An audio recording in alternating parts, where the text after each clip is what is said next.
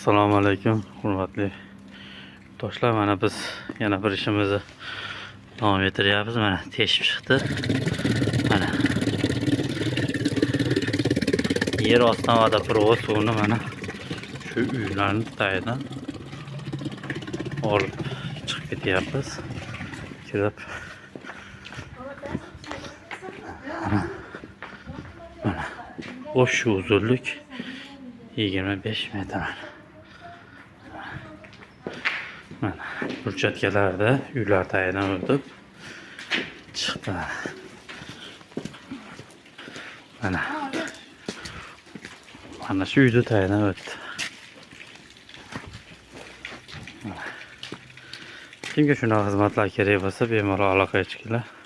Pastga nomerlarimizni qoldiramiz yozib.